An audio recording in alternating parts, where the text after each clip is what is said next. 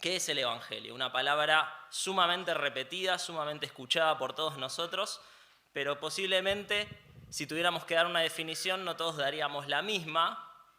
Posiblemente si le preguntamos a la gente que pasa caminando por la calle, a esta hora no pasa mucha, pero en otro momento que pase más gente, si le preguntáramos qué es el Evangelio, posiblemente recibiríamos diversas respuestas, distintas respuestas. ¿Qué es el Evangelio? Eso nos proponemos tratar de entender en esta noche. La palabra evangelio no es una palabra inventada por los autores del Nuevo Testamento ni del Antiguo Testamento, no es una palabra inventada por los autores bíblicos, es una palabra que ya existía en aquel entonces, en la antigüedad. Y era una palabra inventada por los griegos, era una palabra griega. ¿Y qué hacía alusión? Hacía alusión a un mensaje, a una buena noticia, fundamentalmente utilizada para referirse cuando un ejército vencía en el frente de batalla y un heraldo volvía hacia la retaguardia y anunciaba las victorias del ejército sobre el ejército enemigo.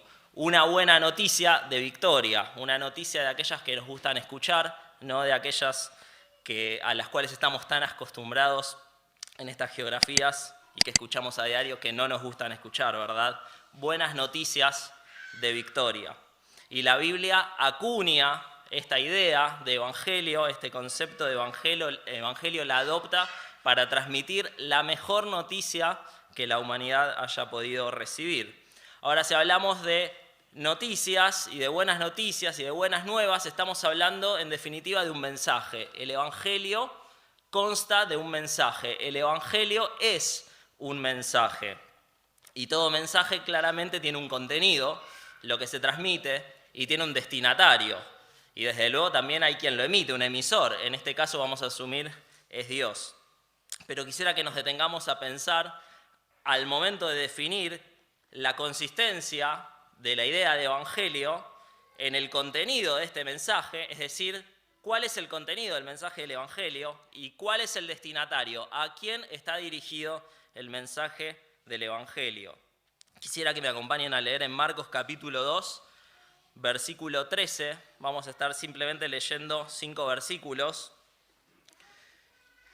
Y este pasaje, entiendo yo, podemos dividirlo en 2 actos. Pensémoslo como si fuera una obra de teatro, una dramatización. Podemos dividirlo en 2 actos. Y vamos a leer el primer acto y después vamos a sacar algunas conclusiones. Marcos capítulo 2, versículo 13 dice: después volvió a salir al mar, está hablando de Jesús, y toda la gente venía a él y les enseñaba. Y al pasar, vio a Leví, hijo de Alfeo, sentado al banco de los tributos públicos, y le dijo: sígueme, y levantándose, le siguió. 2 versículos simplemente. En este primer acto, ¿cuáles son los protagonistas que nosotros podemos ver? Bueno, hay fundamentalmente 2. En primer lugar está Jesús. ¿Y quién es Jesús? Bueno, aquellos que están viniendo los domingos a la mañana sin duda lo saben bien. Jesús es aquel que nos revela a Dios. Jesús es aquel que vino a mostrarnos cómo es el Padre. Jesús es el Hijo de Dios y Hebreos capítulo 1 dice que Dios nos habla por medio de su Hijo y dice que Él es la imagen misma de su sustancia. Jesús en la Biblia es aquella persona que vino a revelarnos cómo es Dios, nos muestra cuál es su voluntad. Y es por eso que cuando vemos a Jesús y sus actitudes hacia las personas, vemos cuál es la voluntad de Dios hacia las personas. Y cuando escuchamos las enseñanzas de Jesús, lo que estamos es escuchando las enseñanzas y la voluntad de Dios para el hombre. Un Dios que camina a la par del hombre, que se acerca al hombre, que sana enfermos porque no le gusta ver sufrir a la humanidad. Un Dios que demuestra su poder sobre toda la creación, calmando tempestades, como hoy hablábamos a la mañana. Jesús llora frente a la muerte de un amigo y vemos un Dios que se compadece del dolor humano. Vemos a Jesús perdonando pecados, como también decíamos hoy a la mañana, y vemos a un Dios que lo que busca primordialmente de la humanidad no es castigarla, condenarla, sino perdonarla. Un Dios que busca constantemente reconciliarse con el hombre. Si tuviéramos que resumir en una palabra cómo es el Dios que Jesús vino a revelarnos y a mostrar, esa palabra sería amor. Jesús vino a mostrarnos un Dios de amor. De tal manera amó Dios al mundo que dio a su único Hijo para que todo aquel que en él crea no se pierda, sino que tenga vida eterna. El hecho de que Jesús haya venido a este mundo nos muestra que Dios amó a la humanidad, es un Dios de amor. Por lo tanto, tenemos este primer protagonista del pasaje que leímos, Jesús, aquel que nos muestra al Padre, aquel que nos muestra a Dios. Y hay un segundo protagonista, que en este caso se lo enuncia como Leví. Decir Leví es lo mismo que decir Mateo. En otros evangelios, ustedes saben, y si no venís frecuentemente o no escuchaste hablar de esta palabra, evangelio, cuando nos referimos a un género literario que está en la Biblia, son los 4 libros que están en el Nuevo Testamento que nos narran la vida, la obra y la persona de Jesús y su ministerio aquí en esta tierra. Se los suele llamar evangelios. Y los evangelios suelen contar las mismas historias, en algunos casos narradas a veces de distinta forma, desde distinta perspectiva, desde distinto ángulo. Y en otro de los evangelios, el evangelio de Mateo, acá estamos leyendo el de Marcos, se dice que este personaje se llamaba Mateo. ¿Se llamaba Leví o se llamaba Mateo? Bueno, se llamaba de las dos formas. Posiblemente Jesús le haya cambiado el nombre, cosa que no está registrada en la Biblia, pero sabemos que a veces Jesús hacía esto. Por ejemplo, a Simón le empezó a decir Pedro. Vemos que esto era común también en el Antiguo Testamento, cuando se le cambiaba el nombre a una persona, porque el nombre en la cultura hebrea era muy importante. Hablaba de la identidad misma de esa persona, de su naturaleza y del propósito que cumpliría en esta vida. El nombre en la Biblia y en la cultura hebrea y judía nos hablaba del rol que esa persona cumpliría en el plan de Dios para la humanidad. Y el nombre Mateo significa don de Dios, y tal vez Jesús le haya otorgado este nombre, no lo sabemos. Tal vez haya tenido los dos nombres desde toda la vida, como Pablo, que sus padres, asumimos, devotos judíos, por lo que Pablo mismo cuenta en Filipenses, le pusieron el nombre del primer rey de los judíos, Saúl, que en su forma griega helenizada nos llega como Saulo, pero también por ser ciudadano romano, tendría que haberse anotado desde el momento de su nacimiento, porque era ciudadano romano de nacimiento, tendría que haberse anotado con un nombre latino en el registro de personas, y allí le pusieron el nombre latino Paulo, ¿verdad? 2 nombres que tuvo siempre. ¿Es el caso de Mateo? No lo sabemos, pero lo cierto es que Leví y Mateo son una misma persona. Ahora, no es tan importante cómo se llamaba este segundo personaje de la historia, como qué es lo que hacía este personaje. Se nos dice, en los versículos que leímos, que estaba sentado al banco de los tributos públicos. Es decir, que este Mateo, este Leví, era un publicano. Un publicano no era ni más ni menos que un cobrador de impuestos. Alguien que trabajaba para el Imperio Romano, que estaba dominando toda la región de Palestina, incluido todo el pueblo de Israel, y cobraba tributos. Esta época era una época en la cual las tensiones entre los levantamientos populares y las rebeliones subversivas de determinados grupos guerrilleros en el pueblo estaban en constante conflicto con la autoridad del Imperio Romano. Había habido varias revueltas, la más famosa de ellas es la revuelta de los Macabeos, unos guerrilleros que habían intentado abolir el dominio de Roma, y había habido guerras sangrientas y había habido crucifixiones a montones de los rebeldes. Y estas tensiones se vivían constantemente. Había guerrilleros, alguno de ellos fue discípulo de Jesús, que llevaban una daga debajo de su túnica y cuando se cruzaban con un centurión romano lo asesinaban. Esto estaba constantemente presente en la vida diaria del pueblo. Roma era odiada, era vista como el gran enemigo, y si un miembro del pueblo trabajaba para Roma, era un traidor a la patria. Era lo peor de lo peor, porque mis hermanos están dando la vida para liberarnos de este imperio, y esta persona viene a trabajar para el imperio y encima nos cobra. Y encima no nos cobra los que nos tiene que cobrar, porque si el imperio le pide 10 de impuesto, me cobra 15 y él se queda con 5. Y si yo no se lo pago, manda matones, utiliza la violencia como acción coercitiva para obligarnos a que le paguemos lo que él quiere cobrar. Eran una suerte de mafia en el cobro de impuestos, los publicanos, personas odiadas por el pueblo, personas que eran parias sociales. Los historiadores de aquella época nos hablan de la escala social en la Jerusalén en los tiempos del Jesús. Hay un historiador muy famoso, Joaquín Jeremías, que habla de esto. Y él dice que en la base de esa escala social, escala moral, se encontraban las rameras, los ladrones, los publicanos. ¿Y quiénes estaban arriba de todo? Estaban los religiosos. ¿Por qué los publicanos estaban abajo de la escala social? ¿Porque tenían poco dinero? No, tenían mucho dinero. Pero eran mal vistos por todo el mundo. No eran aceptados en ningún círculo social y solo podían juntarse con otras personas que estuvieran en la base de esa pirámide social moral. Con prostitutas, con otros publicanos, con ladrones, con gente de mal vivir. Entonces, aquí está nuestro personaje, Mateo. Por un lado y por el otro lado, el otro protagonista que es Jesús. ¿Y qué ocurre? ¿Cuál es la trama de esta historia? Bueno, para el momento en el cual ocurren estas cosas, Jesús ya había iniciado hace un tiempito su ministerio. Jesús había comenzado su ministerio de predicación del reino de Dios, hablando fundamentalmente en las sinagogas y asumiendo para sí el rol de Mesías. Él les lee la profecía respecto al Mesías y les dice a los judíos, esta profecía hoy se cumplió delante de ustedes, y esto no les gustó a los judíos. Él es expulsado de las sinagogas, ya no podía predicar su mensaje en las sinagogas, por lo tanto comienza a predicar en las calles, en la vía pública, en la costa de un lago, arriba de una barca, etcétera, etcétera. En cualquier lugar que hubiera una persona necesitada, allí estaba Jesús predicando, y en esto se encontraba Jesús cuando se cruza con Leví. Y en la escena breve que leímos, de muy poca interacción verbal, podemos ver fundamentalmente que ocurren dos cosas. En primer lugar, vemos un llamado de parte de Jesús a Leví, una sola palabra imperativa: sígueme, sígueme. No hay mucha opción a interpretación allí a qué se refería Jesús. Le estaba pidiendo que lo siga. Y Jesús nos llama en esta tarde a que le sigamos, a que todos nosotros seamos seguidores de Él.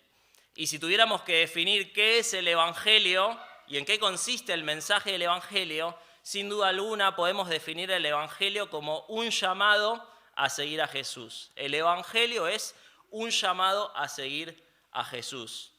Por ende, aquel que es evangélico, aquel que se identifica con el Evangelio, no es ni más ni menos que un seguidor de Jesús.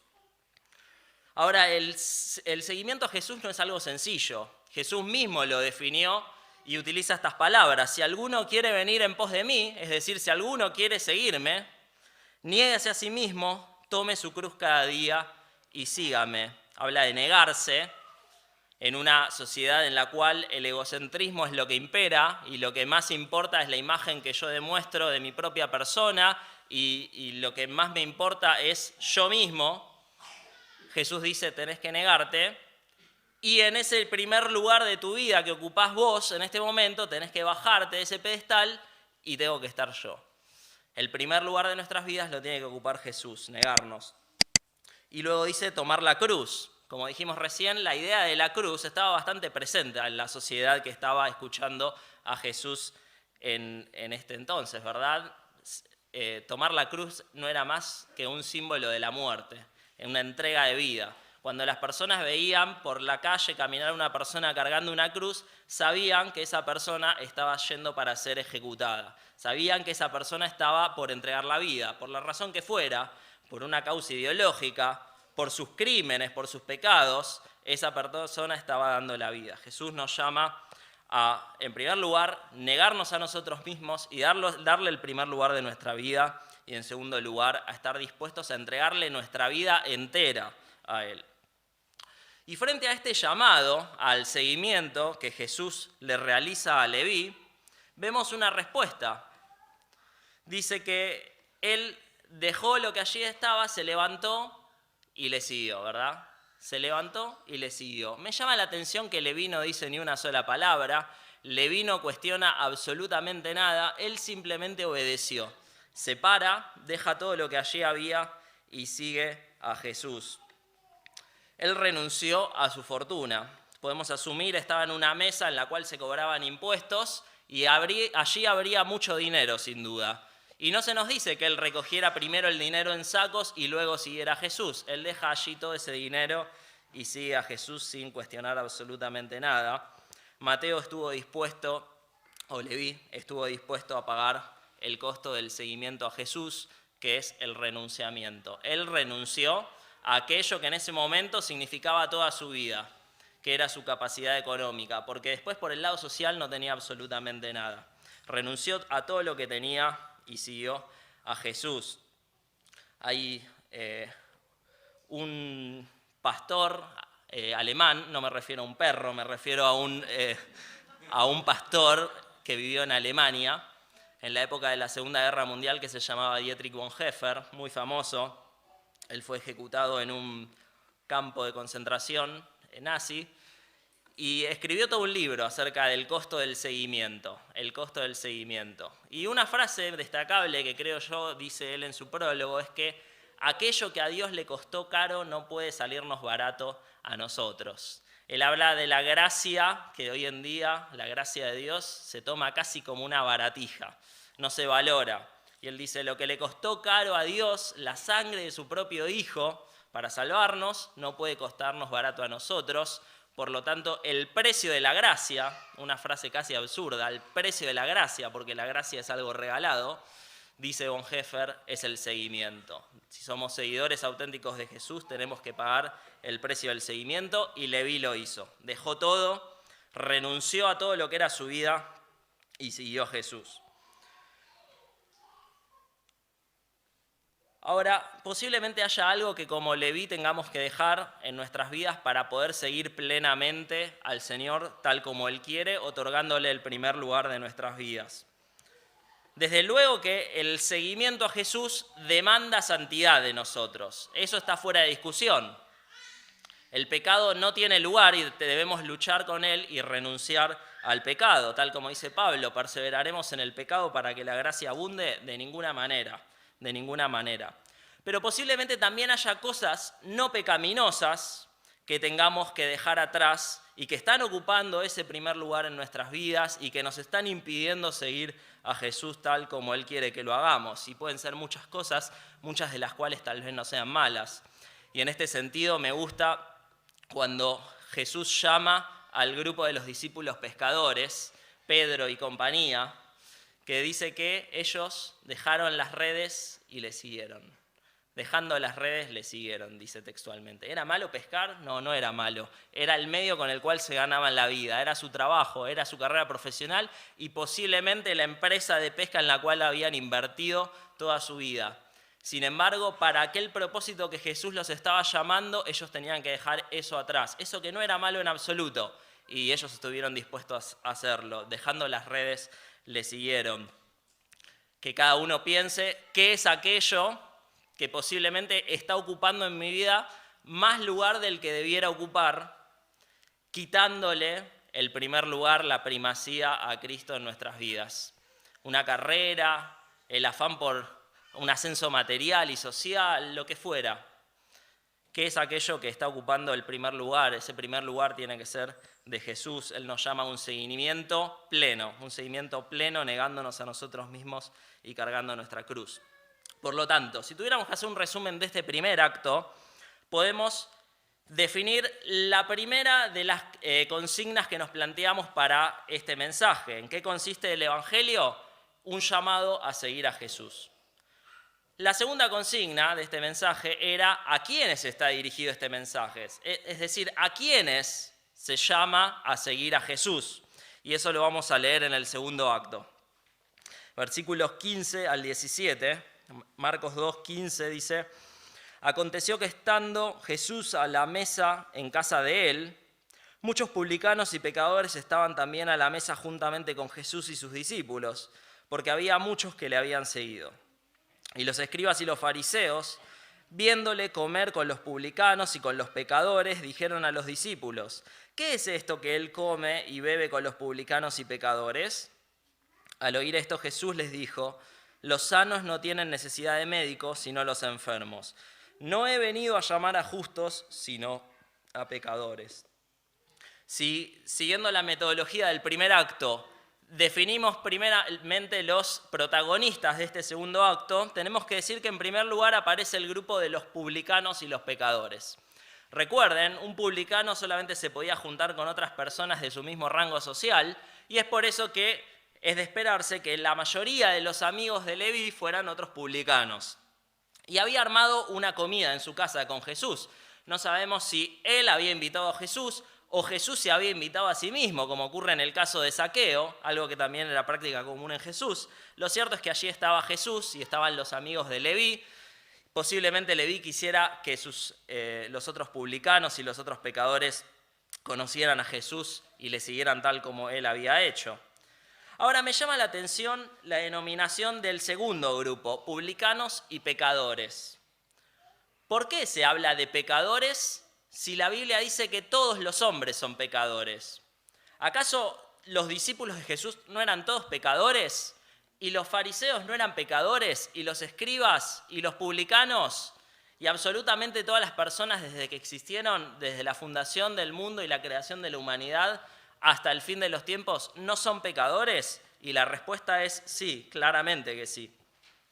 Romanos capítulo 3 dice claramente que todos nosotros estamos bajo pecado. Dice allí Pablo que no hay justo ni aun uno, por cuanto todos pecamos estamos separados de la gloria de Dios. El pecado, que es por definición todo lo que es contrario a la voluntad de Dios, nos aleja de Dios. Dios en su santidad no puede permitir el pecado. El pecado nos separa de Dios y como dice Pablo, todos somos pecadores. Por ende, la conclusión es bastante sencilla. Todos estamos separados de Dios por causa de nuestro pecado. Entonces, ¿por qué los evangelios a veces utilizan esta palabrita para referirse a un grupo específico de personas, pecadores? Bueno, porque estas personas vivían una vida en la cual el pecado era manifiesto constantemente. Había personas que podían disimular el pecado, que quizás uno los veía de afuera y parecían piadosos. Pero estas personas vivían constantemente demostrando que eran pecadores. No solo eran pecadores, se ocupaban de demostrarlo todo el tiempo. Eran personas, al igual que Leví, que estaban excluidas de la sociedad. Eran personas vistas como impuras. Nadie quería acercarse a ellos, nadie quería estar con ellos. Practicaban el pecado de forma explícita, de manera continua. Su forma de vivir era constantemente el pecado. Este es el primer grupo de protagonistas de este segundo acto, publicanos y pecadores, lo peor de lo peor. Y el segundo grupo está conformado por escribas y fariseos. Recuerden que en la escala social, que para los judíos no se medía tanto en términos de dinero, sino en términos de actitud moral, en la base estaban los pecadores, los publicanos y personas afines, y en la cima estaban los religiosos, escribas y fariseos y las castas sacerdotales.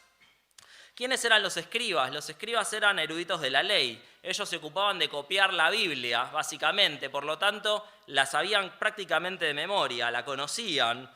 Muchos de ellos incluso eran sacerdotes, es decir, los intermediarios entre el pueblo y Dios. Se nos habla también de que había fariseos. Los fariseos eran el partido político predominante en las sinagogas. Las sinagogas era el lugar donde se estudiaba la Biblia, que en aquel entonces era el Antiguo Testamento. Y este grupo, como seguramente ustedes la mayoría ya saben, era un grupo sumamente legalista, que se ocupaba de la práctica ritual de la ley de manera externa, sin importar demasiado lo que hubiera internamente en la persona, sin importar demasiado el corazón de esa persona. Ellos indudablemente se creían merecedores del cielo. Se creían merecedores del cielo. Ellos no necesitaban la gracia de Dios. Ellos no necesitaban que Dios les regale la vida eterna, les regale la salvación. Ellos querían ganarse esa salvación por medio de sus obras. Claro, esto era algo completamente imposible. ¿Y de qué va la trama de este segundo acto? Ya presentados los protagonistas, que son los publicanos y los pecadores por un lado, y los escribas y los fariseos por el otro. Bueno, Jesús, como ya dijimos, se junta a comer con los allegados de Leví. Y allí los fariseos y los escribas, los de la cima de la pirámide social, se enojan bastante, se enteran de esta situación y se enojan. ¿Por qué se enojan? Porque les molesta que Jesús se junte con este tipo de gente. Esta actitud es muy frecuente en estas personas. Si nosotros leemos los evangelios, vamos a ver que una y otra vez cuando Jesús se junta con gente que ellos consideran impura, pecadora, ellos se enojan. Tal vez el ejemplo más claro de esto lo encontremos en Lucas capítulo 15, donde se nos da una tríada de parábolas, 3 parábolas, que Jesús da en respuesta al enojo de los fariseos frente a la misericordia de Jesús para con los sectores de la sociedad pecadoras. Y allí se nos habla de la alegría que siente un pastor cuando una oveja perdida es encontrada, y se nos habla de la alegría que siente una mujer cuando pierde una moneda y la encuentra, y posiblemente la más compleja y más rica de estas parábolas, la tercera, la del hijo pródigo, en la cual se nos habla de cómo un padre se alegra tras recuperar a un hijo que se había desviado, que se había ido por el mal camino. El padre siente alegría y el hermano mayor, que siempre había sido una persona correcta, una persona que no se consideraba tal vez a sí misma pecadora, como los fariseos, se enoja por la gracia y la misericordia del padre. Y claramente esa parábola está dirigida a este grupo de personas. El hermano mayor representaba a los fariseos y a los escribas que se enojaban por la misericordia de Jesús. Esta era la actitud de ellos.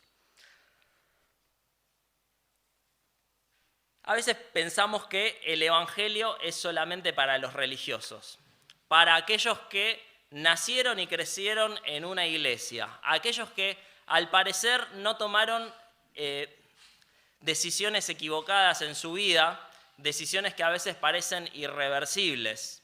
Bueno, si hay algo que nos enseña este pasaje es que es todo lo contrario. El evangelio es precisamente para pecadores. Pero dijimos que todos son pecadores, sí, pero necesitamos reconocernos pecadores. Si nosotros nos quedamos con la soberbia de que nosotros solos podemos y de que somos lo suficientemente buenos para ganarnos el favor de Dios y de que no hay nada malo en nosotros, entonces difícilmente aceptemos este mensaje. Un mensaje que está dirigido a pecadores. Jesús mismo lo dijo: no vine a buscar a justos, sino a pecadores. Y el Evangelio de Mateo, cuando narra esta historia, dice y agrega al arrepentimiento. No vine a buscar a justos, sino a pecadores al arrepentimiento. Por lo tanto, este segundo acto nos habla y nos define hacia quién está dirigido el mensaje del Evangelio, este llamamiento a seguir a Jesús y que demanda una respuesta por parte de aquel que lo escucha, y esto es a los pecadores, a todos nosotros, porque todos nosotros pecamos. ¿Qué es el Evangelio? Un llamado a seguir a Jesús. ¿Demanda una respuesta de nuestra parte? Demanda una respuesta de nuestra parte. ¿Y a quién está dirigido? A todos nosotros. Quisiera enfatizar un último aspecto para terminar. En este pasaje Jesús hace una analogía que es, me parece a mí, de las más grandiosas que encontramos en toda la enseñanza del Nuevo Testamento, y es la de comparar el pecado con una enfermedad. Él dice que los sanos no tienen necesidad de médicos, sino los enfermos, y luego agrega que no vino a buscar a justos, sino a pecadores. Y él claramente está comparando el pecado con una enfermedad, ¿verdad? Cuando uno está enfermo, si esa enfermedad progresa y no es tratada y no es curada, lo más probable es que esa persona muera. Y lo mismo ocurre con el pecado. Cuando el pecado en una persona y el problema del pecado no es solucionado a tiempo, lo que le espera a esa persona no es ni más ni menos que la muerte. Seguramente ya lo escucharon decir muchas veces esto. La muerte en la Biblia transmite la idea de separación, ¿verdad? Y premisa fundamental allí es la separación de Dios. El hombre que está en pecado está separado de Dios, muerte espiritual. Cuando alguien muere físicamente, que es que su cuerpo se separa de su alma, ni más ni menos, no habiendo solucionado el problema del pecado, es decir, habiendo vivido muerte espiritual, lo que le espera y lo que le depara es la muerte eterna, que no es otra cosa que es existencia perpetua, consciente, pero alejados de Dios. Esa es la muerte. Hebreos 9:22 dice que sin derramamiento de sangre no hay remisión, perdón de pecados. Sin derramamiento de sangre no hay perdón de pecados. El Antiguo Testamento leemos en Ezequiel que dice que toda alma que peca, esa alma debe morir. el pecado conlleva a la muerte. Y Jesús ofrece la cura, tal como se la ofreció a Leví, tal como se la ofreció a tantos otros y a muchos de los que estamos acá, para que ya no estemos separados, para que ya no muramos, para que esta enfermedad del pecado ya no nos afecte. Y la cura es que Jesús murió para suplir esa deuda del pecado que nosotros habíamos contraído. El que no cometió pecado fue hecho pecado, dice la Biblia, y Él murió y derramó su sangre, y dice la Biblia que esa sangre tiene poder para limpiarnos de todo pecado. ¿Y cómo se obtiene el perdón de este pecado? Porque si dijimos que hay un llamamiento a seguir a Jesús, pero para esto tenemos que dejar algunas cosas atrás, y una de esas cosas atrás es el pecado, y necesitamos solucionar el problema del pecado, pero nosotros somos pecadores, y es a nosotros que está dirigido este llamado. ¿Cómo obtener el perdón de nuestro pecado? La Biblia lo dice y enfatiza dos aspectos. En primer lugar, tenemos que creer. Dice Pablo que por gracia somos salvos por medio de la fe, y esto no es un mérito nuestro, sino que es un regalo de Dios. ¿Qué podemos hacer para ser salvos? No podemos hacer absolutamente nada, simplemente tenemos que creer, porque no es un mérito nuestro, es un regalo, es un don de Dios. Dice también la Biblia y enseña, y es la otra cara de esta moneda, que tenemos que arrepentirnos. Pedro dijo en su famoso discurso de Pentecostés, Hechos capítulo 2, arrepiéntanse cada uno de ustedes en el nombre de Jesucristo para perdón de pecados. Arrepiéntase cada uno de ustedes en el nombre de Jesucristo para perdón de pecados. Si creemos genuinamente, nos vamos a arrepentir de nuestro pecado. Si no podemos arrepentirnos de verdad, si no creímos previamente en que la sangre de Jesús es suficiente para salvarnos y en que nosotros somos pecadores y necesitamos solucionar ese problema. Creer y arrepentirnos, nada más que podamos hacer para recibir la salvación de Dios y podamos convertirnos en seguidores de Jesucristo, como aquel día lo hizo Leví. Que en esta noche podamos dejar de lado todo aquello que nos está impidiendo tomar una decisión y dar una respuesta al llamado al seguimiento que Jesús nos está haciendo. Ya sea que nunca te hayas encontrado con Jesús, o ya sea que hace tiempo que somos seguidores, pero hay algo allí que no está bien en nuestra vida y que no estamos pudiéndole seguir de la manera que Él quisiera que le sigamos, que podamos renovar nuestro compromiso con Él, que podamos ratificar nuestro seguimiento a su persona y podamos dejar de lado todo aquello que es secundario y podamos poner en el primer lugar de nuestras vidas al Señor Jesús. Amén.